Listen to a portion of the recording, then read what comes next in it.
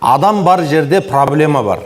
Адам баласының өзінің де жан дүниесі ар ұят, намыс, қажыр қайрат, жігер сияқты құндылықтардан немесе нәпсі құмарлық, көре алмаушылық секілді сондай жаман дүниелерден тұрады. Адамның баласының өзі екі түрлі жолға, екі түрлі бағытқа әрдайым ұмтылып тұрады.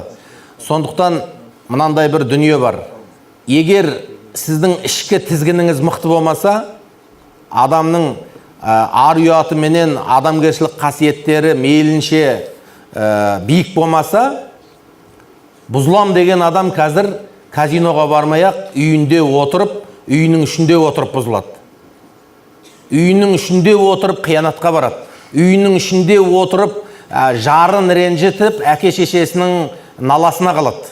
Яғни, енді мемлекет тарапынан ол ойындарға байланысты ұлт зиялыларының айтуыменен әртүрлі шаралар енді қарастырылып жатыр. Депутаттар да бұл мәселені көтерді.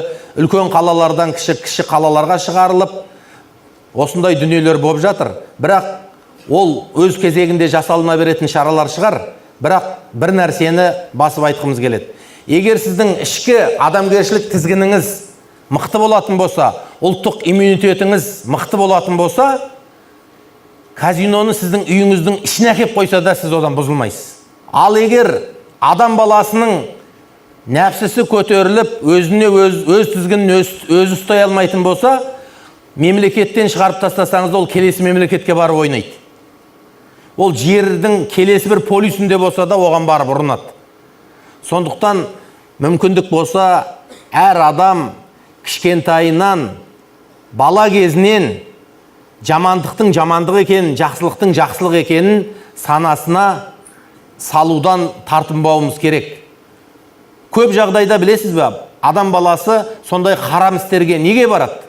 Әуелі кішкентай елеусіз харамдарды істеуден басталады соның барлығы. Ешкім педофил болайын деп педофил болып кетпейді екен.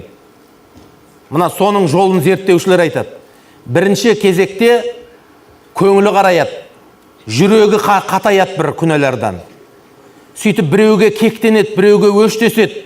Немесе келесі бір адамдар зинақорлық жасайды, зинақорлықтың түр-түрімен айланысып, сол нәрселерден әбден зықысы шыққаннан кейін бір жаңа түрлеріне бой ұрып, сол арқылы мысалға педофилге барады.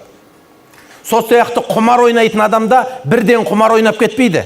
Осы қалтама ақша түсті, барып құмар ойнап кетейін деп, қалтасында қаншама қаражатын ұстап, жақсылыққа жұмсап жүрген адам көп. Не істерін білмей, екі қолы қалтасына сыймай, өзінің көңілінің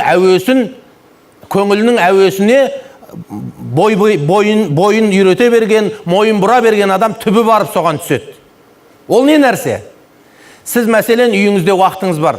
Бір пәс әйеліңізбен сырласып, балаңызды қолынан ұстап паркке барып келуге, немесе бір ағайыныңызбен жиналып, ана жердегі ішетін туысыңыздың проблемасын көтеріп, ана жерде тұрмысқа шықпай жүрген қыздың, үйленбей жүрген ағайынның баласын обсуждать етіп отыратын жерде, сіз компьютерге кіріп ап, үйде ойын ойнап отырсаңыз, ол ана ертең казиноға кіріп кететін қадамның алғашқы басы сол негіз. Яғни алтын уақытты бос нәрсеге жұмсау түптің түбінде өзіңнің қиналып тапқан қаржыңды құмар ойынға апарып салуға ұласып кететін нәрсе. Сондықтан барлық жамандықтың бастауы адамның ішкі дүниесінде жатады.